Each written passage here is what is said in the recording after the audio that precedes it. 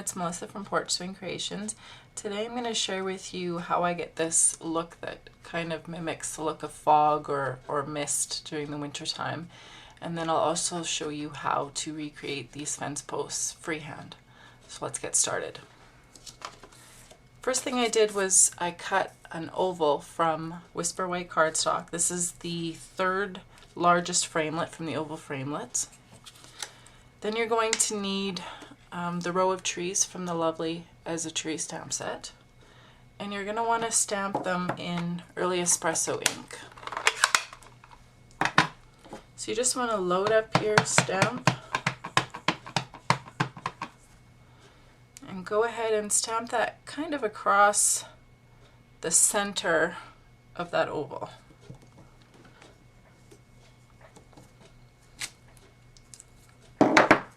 The next thing that you're going to need is Whisper White crafting. And you're going to want to do this before that ink has a lot of time to set up and dry.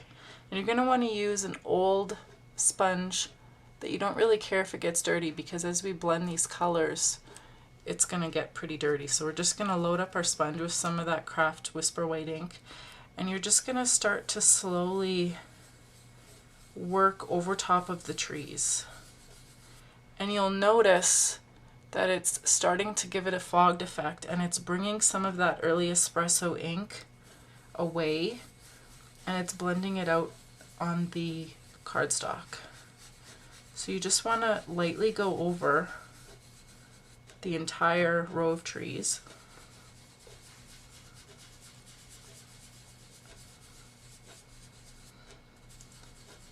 And I'm not going on all of the cardstock, I just kind of want to center around the trees. I'm going to use some other colors to blend outwards to give it a little bit of depth. So just go ahead and keep blending until you're happy with how it looks. Okay, so this is what we have right now. I don't know if you can see that. It's very subtle in how it looks. So the next thing that you're going to do, we'll set that Whisper White aside, but we're going to need that back. We're going to take Basic Gray. And Basic Gray, your matching sponge, and we're just going to put a little bit of ink on that, and I kind of rub off to the side a little bit. I don't want it to be so intense. And I'm just going to lightly go over the top and the bottom edges of the skyline and the ground line, because I want to add a little bit more depth. I want to leave around the center of the trees at the lightest point so that it looks like the light is coming from behind the trees. So just start to lightly rub that over. Okay, so the top part's done. Now I'm going to work along the ground line. Again, just kind of rub off a little bit so that you don't have such intense color.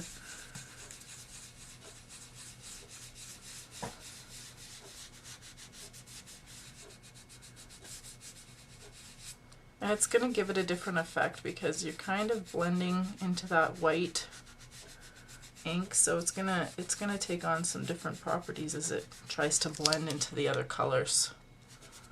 But it's okay, it'll all look great in the end. Okay.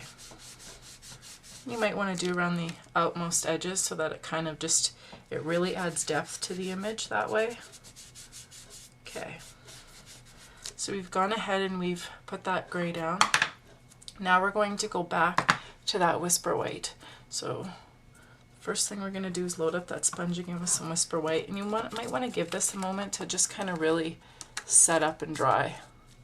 And now we're going to do the exact same thing, except this time we're going to go over the entire image. And you might want to use a little bit of a pouncing motion to really get a lot of that ink on there, and then just very, very lightly blend that ink out. And you'll see how much more that image has faded away.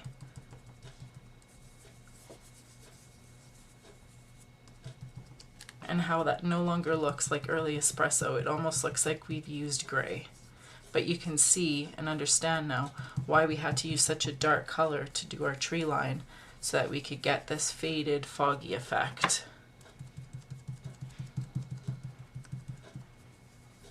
And you can do as much or as little of this as you like.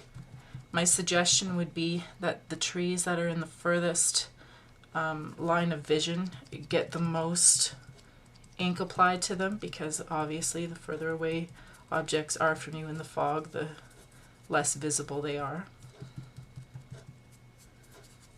So I'm pretty happy with that. I've done the top. Now I'm just going to turn it slightly and just work along the bottom there.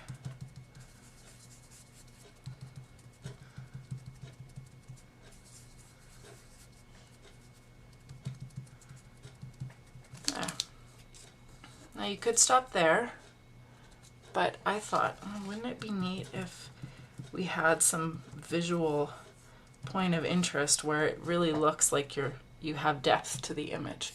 So I thought, well, it might look kind of neat if we added a fence along the front. It would kind of do something a little bit different.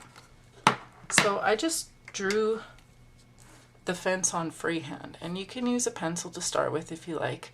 It's sometimes a little less intimidating if you can draw or sketch some lines in. So for this one I thought, well, maybe I'll put a post here, and maybe I'll put a post here, and it might be a little bit crooked, and maybe another one there, and one more here. So that's just kind of giving you a little bit of an outline for you to follow. So then I use a basic gray marker, and I'm going to use the thicker tip to begin with. So all I'm going to do is just draw small rectangles, and I'm just going to draw some fence posts in.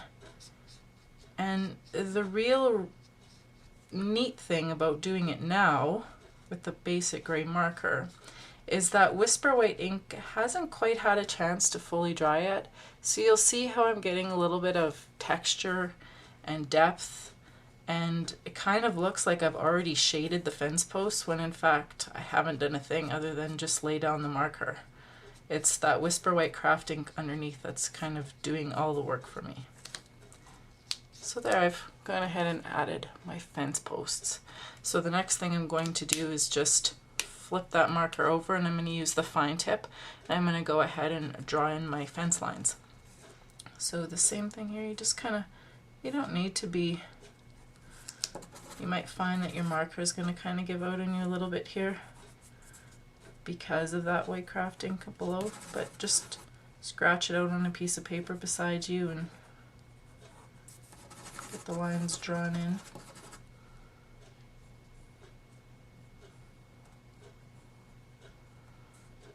I'm not being very precise, you can tell. It's okay.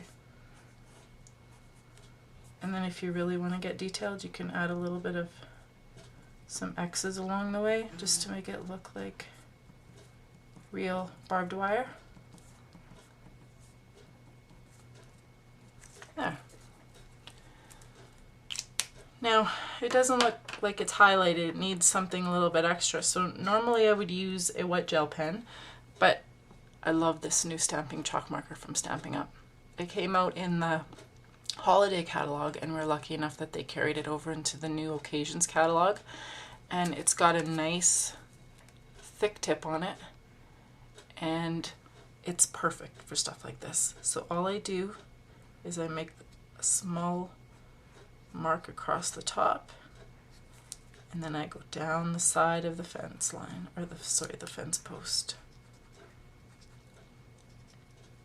And it just naturally wants to blend with that basic gray marker, but it adds perfect amount of highlight. And you might want to do the same thing. You might want to kind of rub it off on a piece of scrap paper the odd time just to get the ink flowing again. And that's all there is to it. That's pretty easy, hey? So then the next thing you're going to want to do is maybe just add a little bit of the chalk marker into the trees. Just, it adds a little bit. And of course when you're doing Any kind of highlighting or shading, you want to decide which direction that your light's coming from. So I've chosen that my light's coming from this way. So any highlighting I do has to be on this side of the object, if that makes sense. And I just go back in and I just make sure that I'm happy and satisfied with it.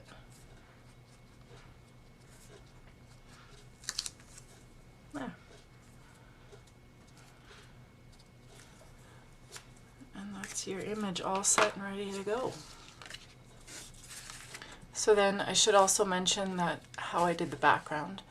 That is using the new hardwood stamp that came out in the Occasions catalog. So all I've done is I cut my card base out of smoky slate and I stamped the hardwood image in basic gray on top. And then I've taken my white craft ink and I've kind of smeared it to almost make it look like a whitewash. And then when that set up and dried, I took basic gray sponge and I sponged all the edges to kind of give it this shaded effect all the way around. And that's all there is to it. I hope that you've enjoyed this, and if you'd like to see any other tutorials, you can check out my blog at www.porchswingcreations.com. Have a great day. Thanks for watching.